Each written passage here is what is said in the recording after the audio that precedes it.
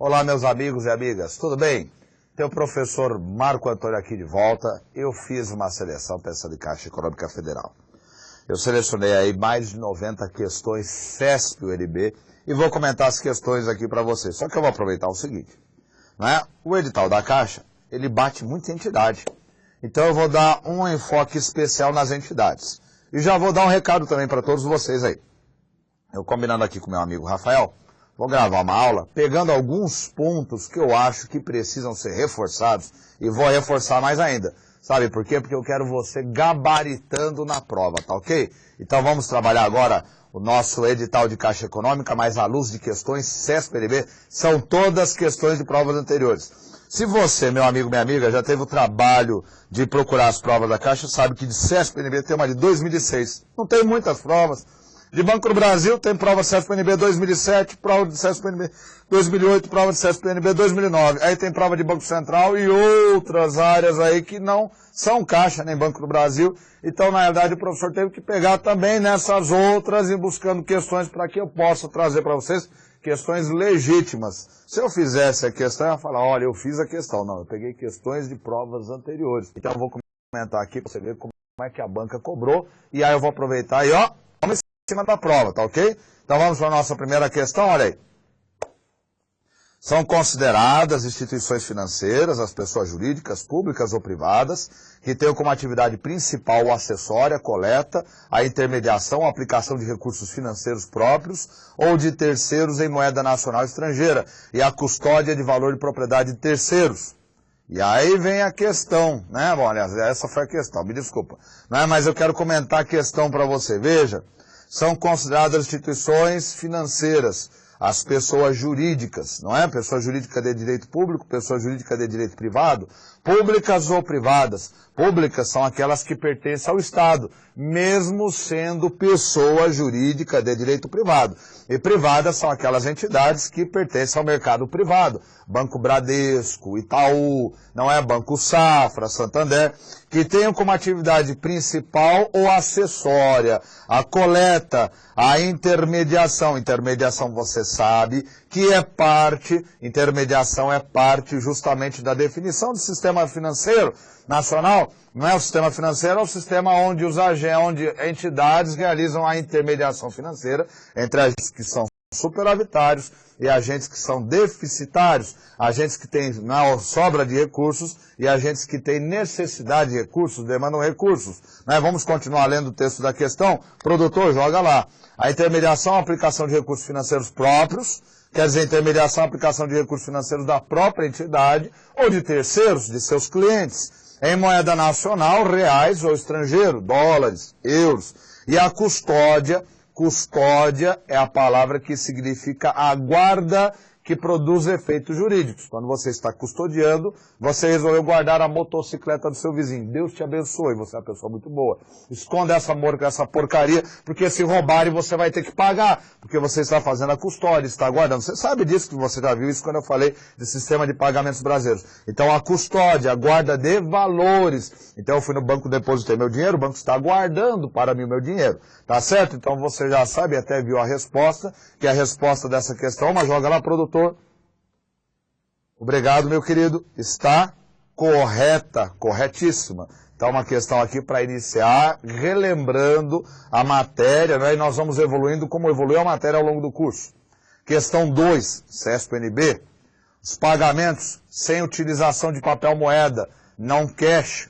Como é que é um pagamento sem utilização de papel moeda? Pagamento com cartão de débito, você não está utilizando papel moeda, não é? Pagamento com cartão de crédito, você também não está utilizando papel moeda. Pagamento com cheque, você está utilizando o meio de pagamento cheque, que é um título. Não é pagamento mediante transferência eletrônica disponível, você está fazendo uma remessa de recursos por meio eletrônico. Pagamento mediante documento de ordem de crédito, DOC, não é? Você também não está utilizando o dinheiro. Como você não está utilizando o dinheiro, ele é non-cash.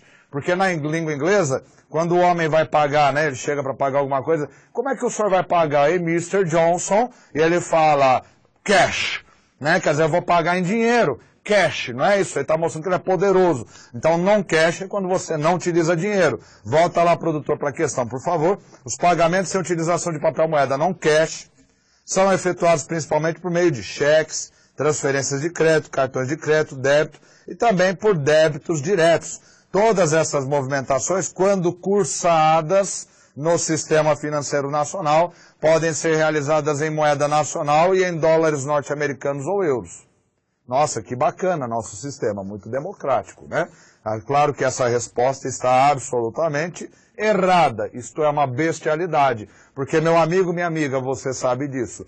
Aqui, no sistema financeiro nacional, entre nós brasileiros, tanto natos como naturalizados, né, os estrangeiros que estão aqui transitando, quando nós vamos realizar pagamento, qual é a moeda utilizada dentro do mercado nacional? Somente reais. Então, o erro da questão está, na realidade, na última linha, porque no sistema financeiro nacional não se utiliza o pagamento por dólares nem euros, não é? Aqui nós não temos sistema de câmbio duplo, como tem naquelas ilhas, Cuba e Grã-Bretanha. Em Cuba eles aceitam pesos cubanos e dólares, não é isso? Não é? Na Grã-Bretanha eles aceitam euros e libras, não é? Apesar da Inglaterra não ter entrado oficialmente pela zona do euro, eles aceitam libra. Bom, cá entre nós, se você quiser pagar em libra, eu também aceito, viu? Não estou ligando não, até euros, não é? Entendeu? Estou fazendo qualquer negócio, carro velho, sogra, mas no sistema financeiro nacional é vedado.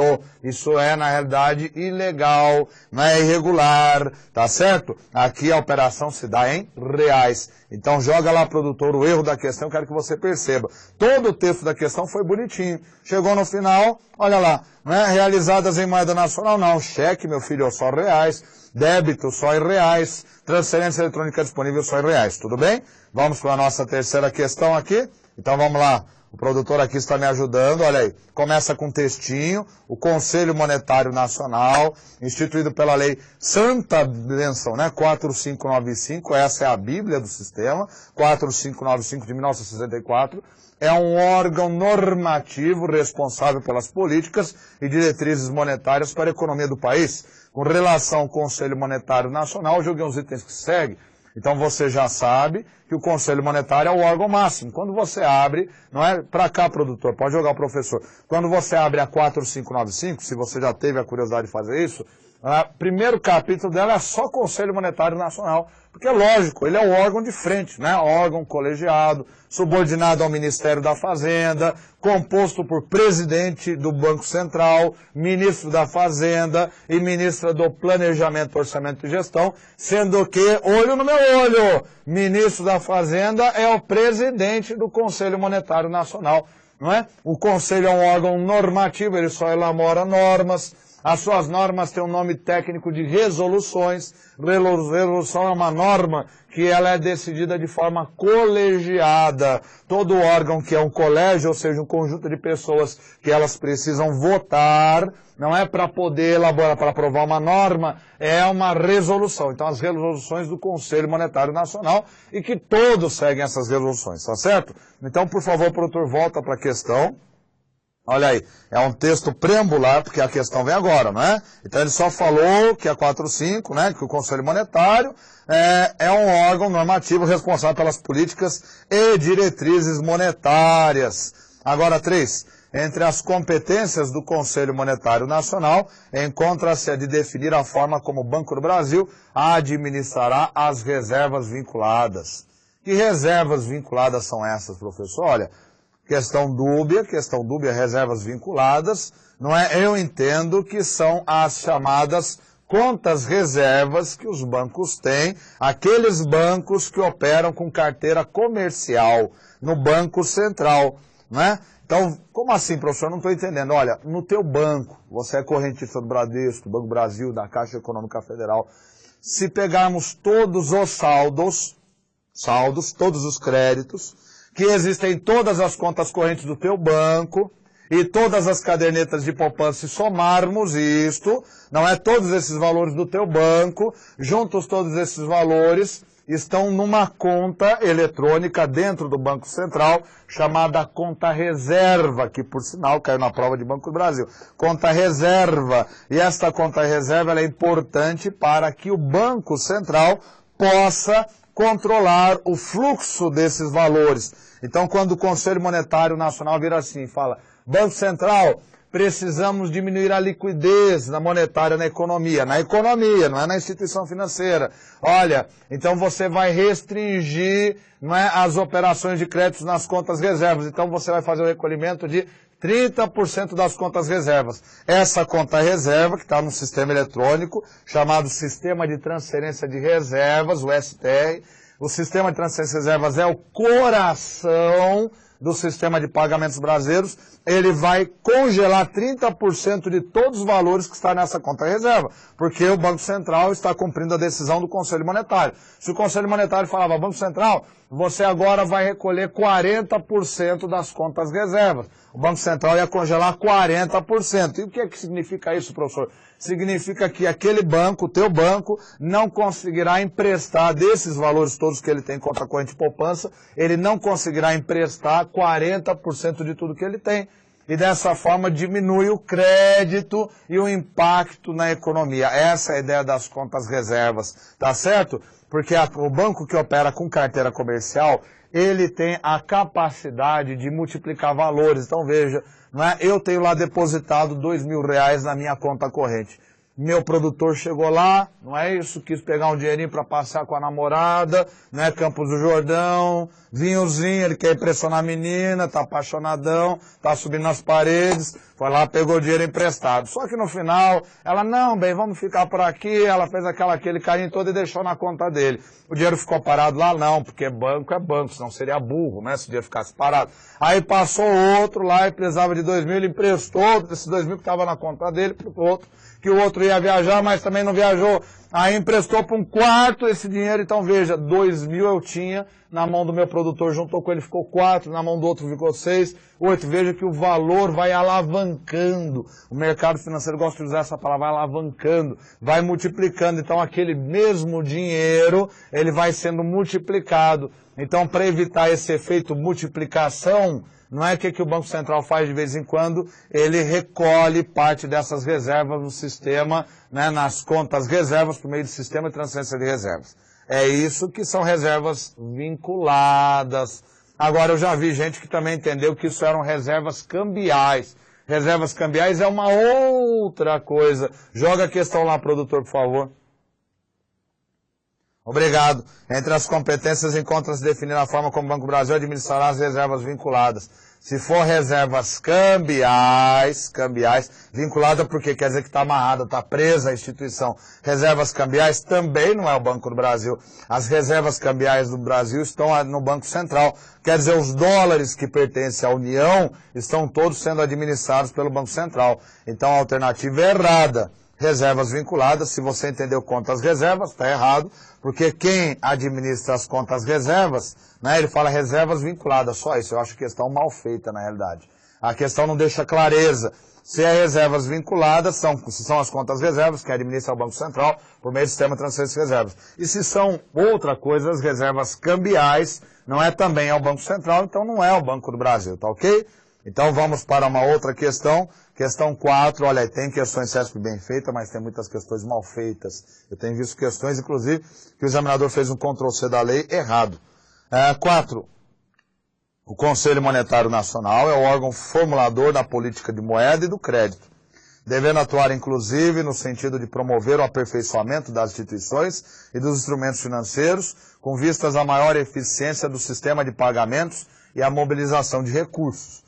Ora, meu amigo, minha amiga, essas competências são todas competências do Conselho Monetário Nacional, onde a resposta está certa. Já sei, não gostou da minha explicação, achou ela muito simplesinha, tá bom, então vou dar uma explicação melhor aqui, tá ok? Então presta atenção, olha lá. Olha aqui no olho do teu professor. Toda vez que falar assim, formular política, lembra, são 4 mercados, olha a minha mãozinha aqui, ó, mãozinha, né? Olha aí, 4 mercados, mercado monetário, mercado de crédito, o mercado cambial, moeda estrangeira e o mercado de capitais. 3 desses mercados nós falamos políticas, palavra política associada a eles. política monetária, política de crédito, política cambial. O que é política? É um conjunto de decisões, que vão orientar a utilização dos instrumentos nesses mercados. Toda vez que falar a palavra política, a gente pensa em Conselho Monetário Nacional. Porque o Conselho Monetário Nacional, que é ministro da Fazenda, que é um agente político, não é isso? Que foi indicado pelo presidente para ser ministro.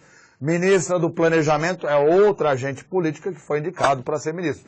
Presidente do Banco Central é uma indicação, ele não é um agente político, não é exatamente um agente político, mas é uma indicação política, não é? Então, presidente do Banco Central. Coincidiu que hoje nós temos um servidor estatutário de carreira muito competente, o senhor Alexandre Tombini, que é presidente do Banco Central. Mas no passado tivemos Gustavo Franco, homem extremamente competente, Armínio Fraga, Henrique Meirelles, que eram todas indicações meramente políticas, né? Tá certo? Então pensou política, pensou Conselho Monetário Nacional. Banco Central é uma autarquia, a autarquia tem caráter administrativo, não define política, tá ok? Então falou política monetária, política de crédito, política cambial, você falou Conselho Monetário Nacional. Quando fala de capitais, não costuma aparecer a expressão política de mercado de capitais. Porque o mercado de capitais ele é muito instrumental, ele é muito administrativo. É um mercado para as sociedades anônimas se capitalizarem mais fácil, mais barato. Aí o Conselho Monetário se coordena com a Comissão de Valores Imobiliários. Mas dos três é muito comum aparecer essa expressão. Outra coisa, né, joga lá na questão, por favor, produtor.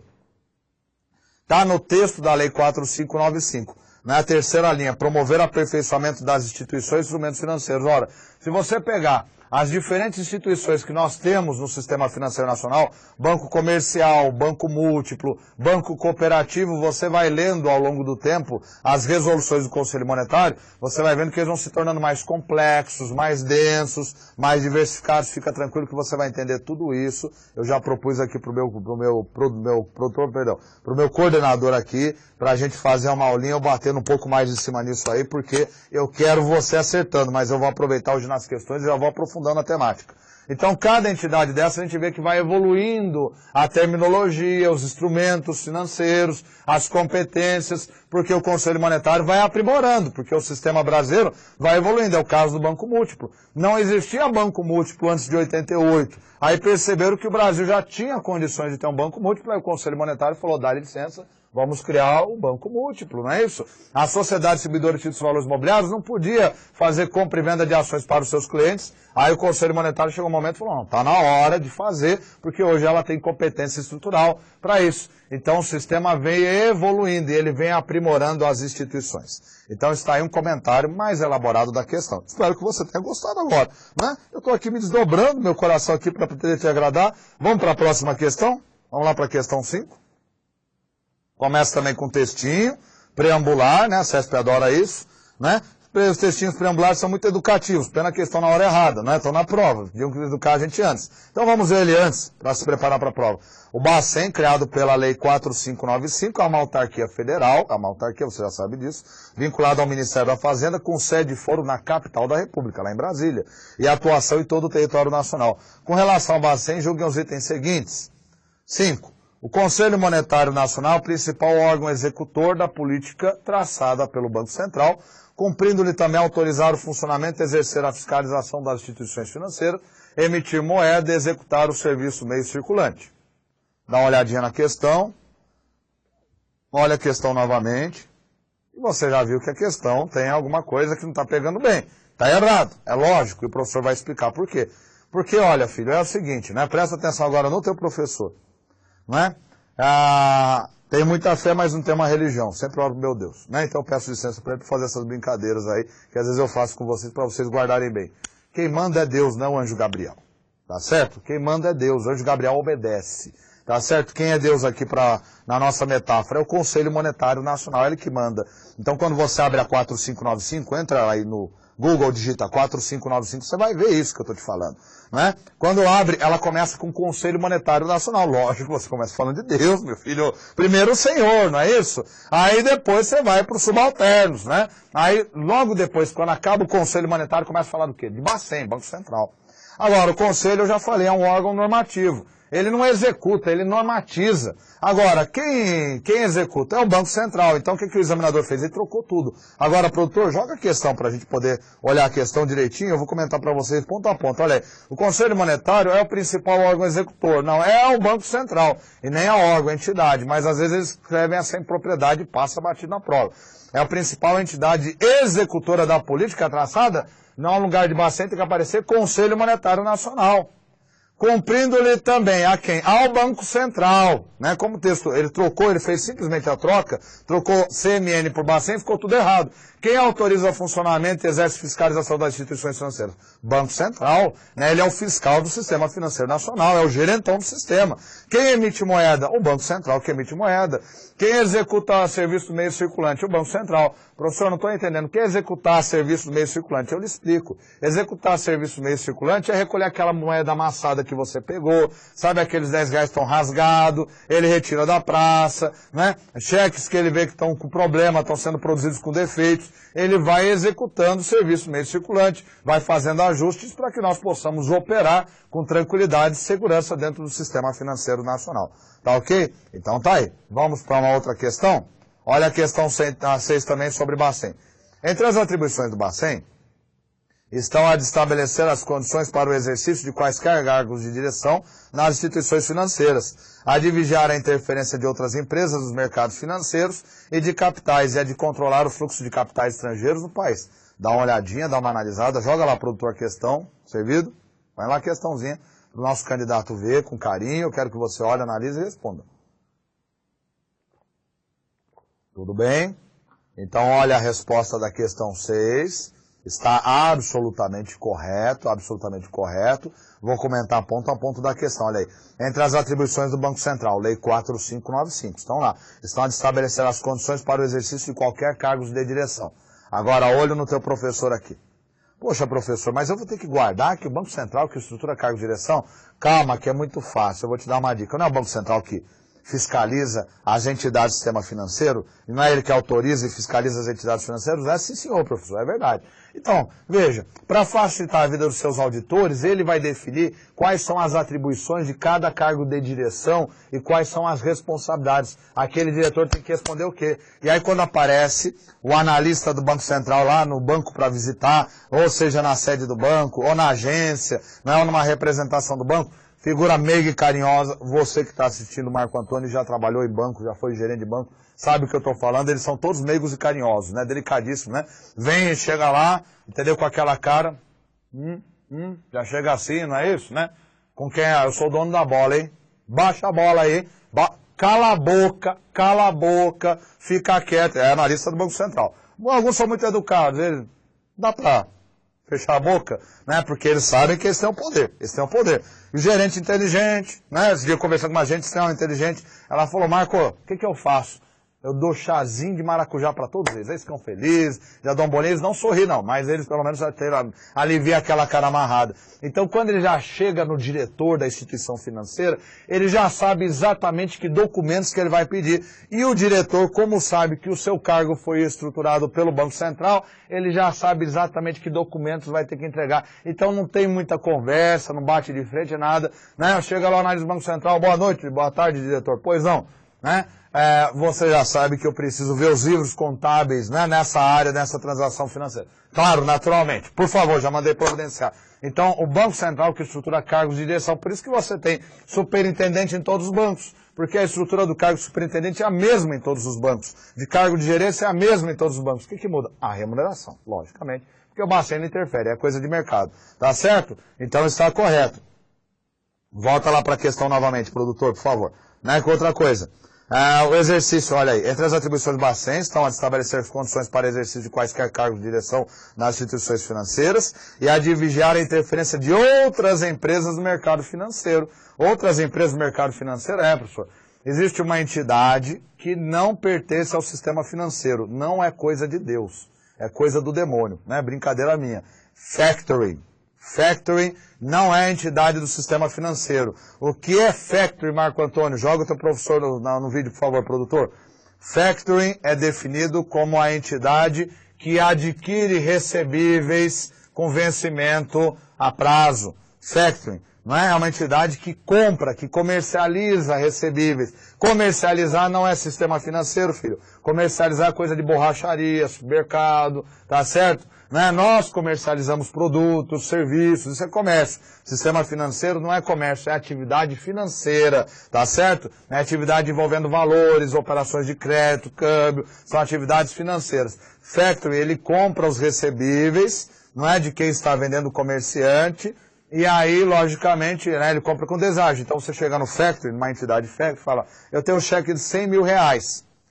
Eu gostaria de receber agora, eu não tenho tempo para ficar esperando, vai vencer em 60 dias. É um cheque predatado. Cheque a gente sabe que é um título de crédito, é uma ordem de pagamento à vista, né? Mas o comerciante, muitas vezes muito ético, ele fala, não, eu aceito cheque predatado. E ele espera, quando ele tem ética, os 60 dias. Então ele chega no factory e fala, olha, eu estou precisando de dinheiro agora, 100 mil, o factory fala, ó, 100 mil reais, vamos fazer o seguinte, eu te pago 95 mil reais, você me vende esse cheque, daqui a 90 dias eu recebo 100 mil. Os 5 mil de diferença ele mostra, lógico, é o custo dele, operacional, mais o lucro dele, que é quase a maioria desse dinheiro, né? Agora, professor, isso me lembra muito uma operação que eu vi no banco, trabalhando a vida toda, que é o redesconto. É verdade, você também chega no banco com cheque, e fala para o gerente do banco, olha, eu estou com um cheque de 100 mil, você poderia me fazer um redesconto? Ele faz um redesconto e fala, olha, eu vou te dar 95 mil, né, e vou ficar com o cheque daqui a 60 a 90 dias, eu recebo esse cheque na data que tiver aqui.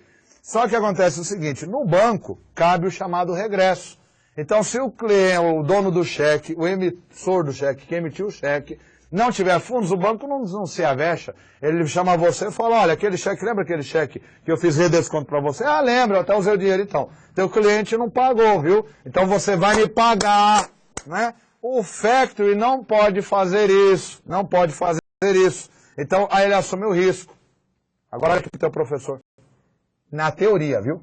Essa é a teoria que aparece na prova, não é a prática do mercado, viu? Tem coisas que a gente ensina porque cai assim na prova, né, meu amigo? Você sabe, na vida real, não é? A teoria, como dizia o grande jornalista econômico brasileiro, Joemir Betti, a teoria na prática é outra, tá certo?